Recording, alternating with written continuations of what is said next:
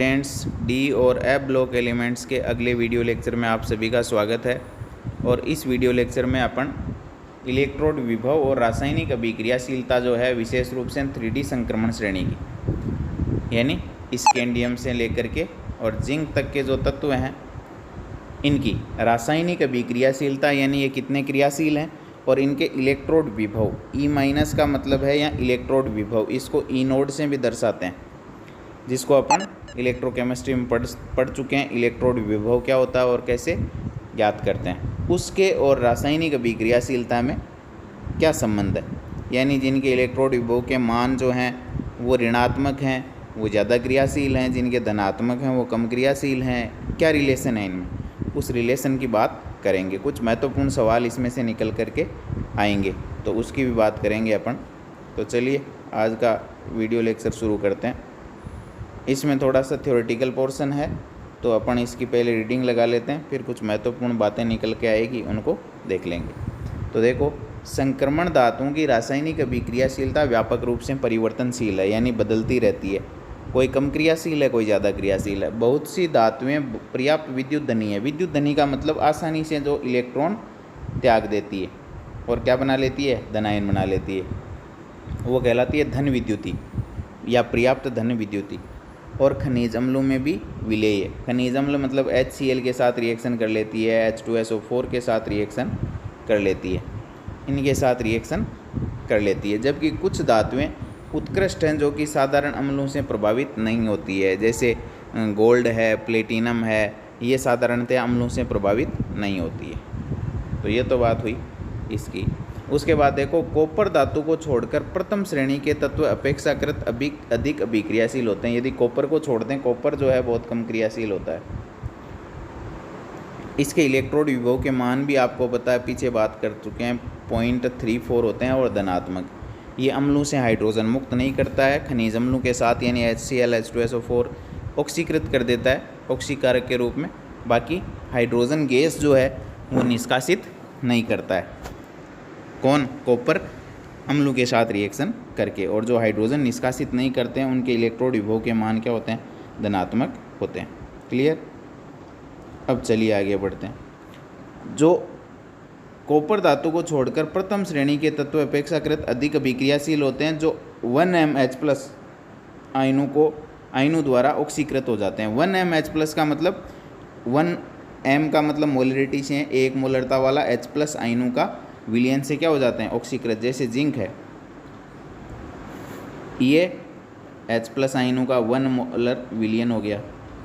तो जिंक क्या करेगी, जिंक इलेक्ट्रॉन देगी, आपको पता है इसकी इलेक्ट्रॉन देने की क्षमता हाइड्रोजन से ज़्यादा है, तो हाइड्रोजन H+ आयन के रूप में इलेक्ट्रॉन ग्रहण कर लेगा। जिंक तो परिवर्तित हो जाएगी जिंक +2 में और H+ हो जाएगा H2 में परिवर्तित। ये लो, तो कॉपर धातु को छोड़कर प्रथम श्रेणी के तत्व अपेक्षाकृत अधिक अभिक्रियाशील होते हैं, जो 1mH+ आयनों द्वारा ऑक्सीकृत हो जाते हैं। ये रहा 1mH+ आयन, इसके द्वारा देखो क्या हो गया है, जिंक ऑक्सीकृत हो गया जिंक +2 में, ये क्या हो जाएगा, अपचित हो जाएगा। क्लियर? यद्यपि इन धातुओं की हाइड्रोजन आयन यानी H+ जैसे ऑक्सीकारकों से अभिक्रिया करने की वास्तविक दर में कभी कभी कमी आ जाती है। कभी कभी क्या हो जाती है, रिएक्शन करने की दर जो है वो कम हो जाती है। कारण क्या है, जैसे ऑक्साइड की परत बन गई या किसी और कारण से। सामान्यतः ऑक्साइड की परत बनने के कारण ये रिएक्शन नहीं करते हैं कभी कभी अम्लों से, ऐसा भी हो सकता है। क्लियर? कक्ष ताप पर, कमरे के ताप पर टाइटेनियम यानी Ti और वेनेडियम यानी V तनु ऑक्सीकारक अम्लों के प्रति निष्क्रिय होते हैं। ऐसा शायद ऑक्साइड की परत बनने के कारण ही होता है। क्लियर? चलिए, M+2M यानी मेटल M से M+2 में हो जाती है तो 2 इलेक्ट्रॉन त्यागती है। इस परिस्थिति की बात हो रही है कि इलेक्ट्रोड विभव के मान श्रेणी में द्विसंयोजित धनायनों के बनाने की घटती हुई प्रवृत्ति को दर्शाते हैं। M+2M का मतलब है M से M+2 में चेंज के इलेक्ट्रोड विभव के मान श्रेणी में द्विसंयोजित धनायनों के बनाने की घटती हुई प्रवृत्ति को दर्शाते हैं। कि यानी श्रेणी के अंदर स्कैंडियम से जिंक की तरफ जब जाते हैं अपन तो द्विसंयोजी धनायन का मतलब हो गया जिस पर +2 चार्ज हो, बनाने की घटती हुई प्रवृत्ति को दर्शाते हैं। कौन? इलेक्ट्रोड विभव के मान, क्लियर।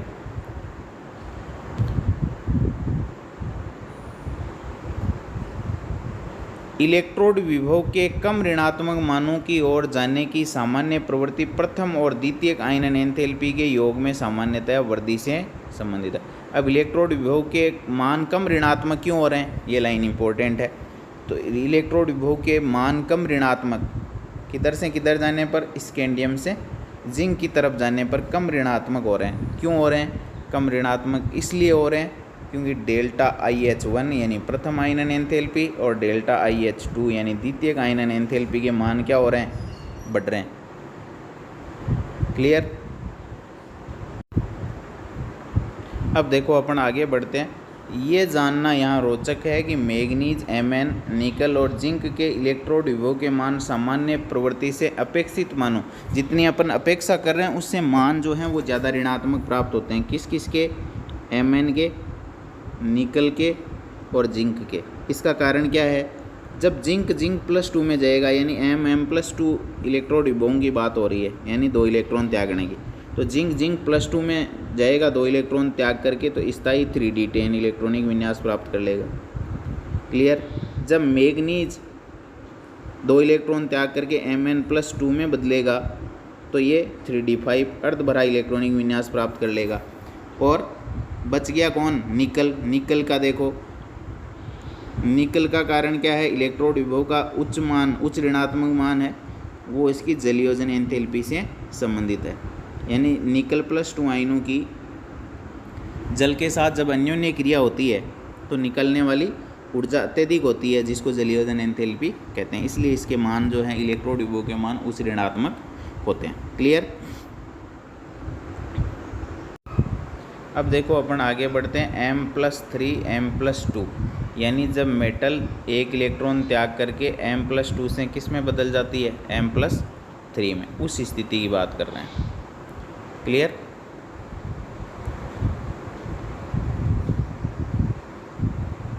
M+3 से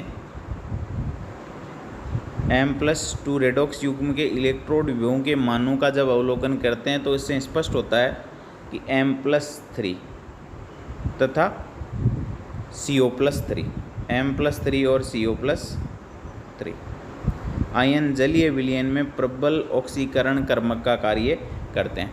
ऑक्सीकरण कर्मक यानी ऑक्सीकारक। ऑक्सीकरण कर्मक का मतलब है ऑक्सीकारक, और ऑक्सीकारक वो होता है जो दूसरे का ऑक्सीकरण कर देते हैं, यानी यूँ कह सकते हैं इलेक्ट्रॉन ग्राही स्पीसीज ऑक्सीकारक होते हैं। अब Mn+3 और CO+3 ऑक्सीकारक की तरह व्यवहार क्यों करते हैं, यानी ये दूसरों के इलेक्ट्रॉन क्यों ग्रहण करते हैं, इससे इनको क्या फ़ायदा है? तो देखो Mn+3 जब दूसरों का इलेक्ट्रॉन ग्रहण करेगा तो ये Mn+3 से Mn+2 में बदल जाएगा, और जब ये Mn+2 में बदल जाएगा तो इसका देखो ये D5 विन्यास हो जाएगा। अभी है इसका 3D4, जब 1 इलेक्ट्रॉन ये ग्रहण कर लेगा तो ये हो जाएगा 3D5। आप पहले से ही जानते हो कि Mn 2 इलेक्ट्रॉन त्यागता है तो अर्धभरा D5 इलेक्ट्रॉनिक विन्यास बच जाएगा, और जब अर्धभरा स्थायी इलेक्ट्रॉनिक विन्यास होगा तो ये जलीय विलयन में Mn+3 है, ये ऑक्सीकारक की तरह व्यवहार करता है क्योंकि 1 इलेक्ट्रॉन ग्रहण करके स्थायी D5 विन्यास प्राप्त कर लेता है। क्लियर। अब देखो कोबाल्ट+3, कोबाल्ट होता है 3D7 4s2। अब इसमें से जब 2 इलेक्ट्रॉन निकाल देंगे तो ये 3D6 4s0 हो जाएगा। 3 इलेक्ट्रॉन निकाल देंगे तो 2 तो ये निकाल दिए और 1 इसमें से नहीं, ये 3D6। अब ये कह रहा है कि ये 1 इलेक्ट्रॉन ग्रहण कर ले, यानी CO+3 1 इलेक्ट्रॉन ग्रहण करके क्या बन जाए? CO+2। तो CO+2 जैसे ही बनेगा तो यहाँ 3D6 की जगह वापस 3D7 हो जाएगा। इसका स्पष्टीकरण इलेक्ट्रॉनिक विन्यास के आधार पर नहीं दिया जा सकता। क्यों? क्योंकि इससे कोई इलेक्ट्रॉनिक विन्यास को स्थायित्व प्राप्त नहीं हो रहा है 3D7 में। इसलिए इसको जलीयोजन एंथैल्पी के उच्च मानों से समझा जा सकता है कि यह जलीय विलयन में प्रबल ऑक्सीकारक है, क्योंकि इसकी जलीयोजन एंथैल्पी के मान उच्च प्राप्त होते हैं। क्लियर। चलिए आगे बढ़ते हैं अपन। टाइटेनियम +2, वेनेडियम +2, क्रोमियम +2 आयन प्रबल अपचायी कर्मक है और तनु अम्लों से हाइड्रोजन गैस मुक्त कर देते हैं। अपचायक कौन होते हैं? इलेक्ट्रॉन दाता स्पीसीज अपचायक, ये याद रखना है, अपचायक और ऑक्सीकारक। अपचायक कौन से होते हैं?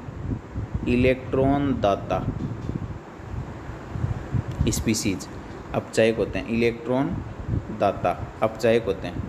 तो टाइटेनियम +2, वेनेडियम +2 और क्रोमियम +2 ये तीनों प्रबल अपचायी कर्मक है, यानी ये टाइटेनियम परिवर्तित हो जाएगा +2 से टाइटेनियम +3 में, वेनेडियम +2 परिवर्तित हो जाएगा वेनेडियम +3 में इलेक्ट्रॉन त्याग करके, और क्रोमियम +2 परिवर्तित हो जाएगा क्रोमियम +3 में, और ये सब क्या करेंगे? एक एक इलेक्ट्रॉन त्याग देंगे। अब इनसे क्या हो रहा है, इनको क्या फ़ायदा हो रहा है, वही देखेंगे। अब देखो ये तनु अम्ल से हाइड्रोजन गैस मुक्त करते हैं, क्योंकि ये इलेक्ट्रॉन त्यागेंगे तो हाइड्रोजन वो देखो इलेक्ट्रॉन ले लेगी। ये देखो क्रोमियम से क्रोमियम +3 में गया, इसका तो ऑक्सीकरण हो गया, और देखो ये हाइड्रोजन का अपचयन कर दिया इसने। तो दूसरों का जो अपचयन करते हैं वो क्या होते हैं? अपचायक। तो यहाँ Cr+2 जो है वो अपचायक है, और अपचयन किसका हुआ है? H+ का, किस में? H+ का H2 में। तो ये तो दूसरे का जो अपचयन करता है वो अपचायक, खुद का क्या हो गया? इसका ऑक्सीडेशन। क्लियर। तो ये बात हुई कि ये टाइटेनियम, वेनेडियम और क्रोमियम आयन प्रबल अपचायी कर्मक है और तनु अम्लों से हाइड्रोजन गैस मुक्त करते हैं। अब इससे देखो क्या हो रहा है वो देख लेते हैं। टाइटेनियम +2 से +3 में जाता है, इलेक्ट्रॉनिक विन्यास होता है टाइटेनियम, स्कैंडियम के बाद में आता है टाइटेनियम 3D2 4s2। टाइटेनियम कितने नंबर पे आता है? 22 पे। अब ये देखो कौन सी अवस्था में है? +2 में, ये गए 2। किस में परिवर्तित होगा? +3 में। +3 के अंदर परिवर्तित होगा, तब इसके पास D के अंदर केवल एक ही इलेक्ट्रॉन रह जाएगा, केवल एक इलेक्ट्रॉन रह जाएगा। टाइटेनियम +2 से +3 में परिवर्तित होगा तो रिपल्सन कम होगा, और रिपल्सन जब कम होगा इलेक्ट्रॉनों के मध्य, तो ये स्थायित्व की तरफ अग्रसर हो रहा है, इसलिए ये आसानी से इलेक्ट्रॉन त्याग देगा। उसके बाद ये एक इलेक्ट्रॉन यदि और त्यागता है तो ये टाइटेनियम +4 में बदल जाएगा और उत्कृष्ट गैस विन्यास प्राप्त कर लेगा, इसलिए अपचाय कर्मक है। क्लियर। उसके बाद देखो वेनेडियम, ये जाता है +2 से +3 में, तो टाइटेनियम के बाद में आता है वेनेडियम, इसका इलेक्ट्रॉनिक विन्यास होता है 3D3 4s। किसका? वेनेडियम का। स्कैंडियम, टाइटेनियम, वेनेडियम कितने नंबर पे आता है? 23 नंबर पे। जब +2 में होगा तो ये 2 गए, और जब +3 में होगा तो इलेक्ट्रॉनिक विन्यास हो जाएगा 3D2 4s0। तो यहाँ इलेक्ट्रॉनों की संख्या क्या हो रही है? घट रही है, और इलेक्ट्रॉनों की संख्या घट रही है तो प्रतिकर्षण घटेगा, और प्रतिकर्षण घटेगा तो स्थायित्व को प्राप्त कर सकेंगे। इसलिए वेनेडियम जो है वो इलेक्ट्रॉन त्याग करके V+3 में बदलता है। क्लियर। फिर देखो नेक्स्ट अपन देख लेते हैं, वो है क्रोमियम। Cr+2 से जाता है Cr+3 में, इसका इलेक्ट्रॉनिक विन्यास है 3D5 4s1। अब ये तो क्रोमियम का होता है, क्रोमियम कितने नंबर पे आता है? 24 पे। +2 में होगा तो एक तो इसमें से गया और एक इसमें से गया, तो कितना बच गया? D4। अब जब 2 से 3 में जाता है तो एक इलेक्ट्रॉन और त्याग देता है, तो ये हो जाएगा 3D3 4s0। अब 3D3 इलेक्ट्रॉनिक विन्यास होगा तो देखो ये 3D3 जो है वो T2G का अर्ध बड़ा है। क्या है? T2G का अर्ध बड़ा है। आपको पता है D कक्षक जो है वो 2 टाइप के होते हैं, T2G और EG। एक तो होता है T2G, D आगे पढ़ेंगे विपाटन, दो भागों में बढ़ जाता है। एक होता है EG और एक होता है T2G। अब जब क्रोमियम Cr+3 के पास 3 इलेक्ट्रॉन हैं तो 1 2 3 ये इस तरीके से आ जाएंगे, तो ये T2G अर्ध भरा हो जाएगा। और अर्ध भरे परमाणु कक्षकों का स्थायित्व क्या होता है, ज़्यादा होता है, ये अपन पहले से ही जानते हैं। क्लियर। इसलिए Cr+3 यानी Cr+2 से Cr+3, तो Cr+2 जो है वो क्या करता है, वो दूसरे का अपचयन करता है, खुद का क्या हो जाता है, ऑक्सीकरण। तो Cr+2 आयन प्रबल अपचयक्रमक के रूप में व्यवहार दर्शाता है। ये सवाल बनता है Cr+2 प्रबल अपचय क्यों है, क्योंकि ये एक इलेक्ट्रॉन त्याग करके एक इलेक्ट्रॉन, Cr+2 ये कह सकता है आपको कि प्रबल अपचय क्यों है, ये एक इलेक्ट्रॉन त्याग करके स्थायी अर्धभरा T2G विन्यास प्राप्त कर लेता है। ये कारण लिख देंगे, ये लो, ये 3D3, ये क्या था 3D4। ये स्थायी अर्धभरा T2G विन्यास प्राप्त करने के कारण प्रबल अपचय की तरह व्यवहार दर्शाता है। यही सवाल बनते हैं यहाँ से। क्लियर। चलिए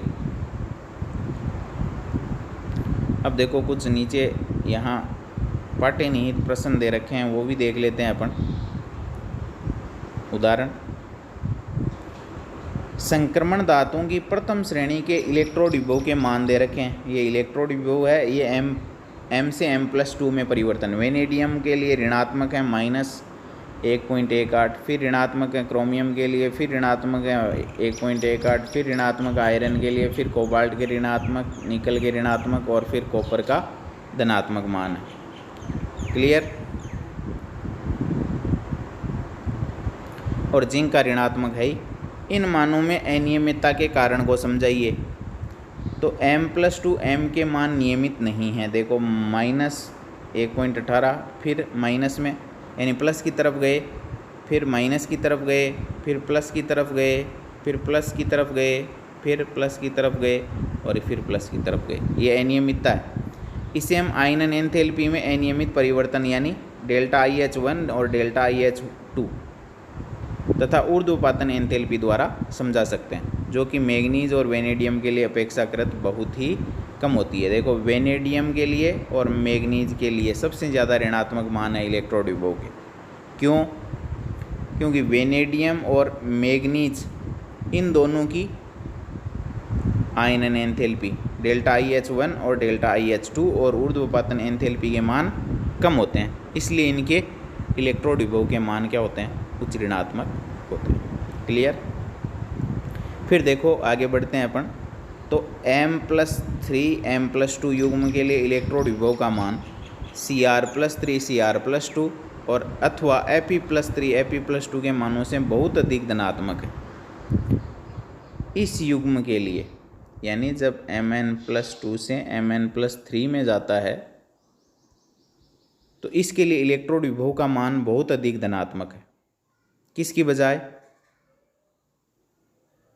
Cr+2 से Cr+3 में जाए और या Fe+2 से Fe+3 में जाए, उसकी तुलना में। चलो तुलना करके देख लेते हैं कौन कौन है। एक तो है Fe+2 से जाता है Fe+3 में,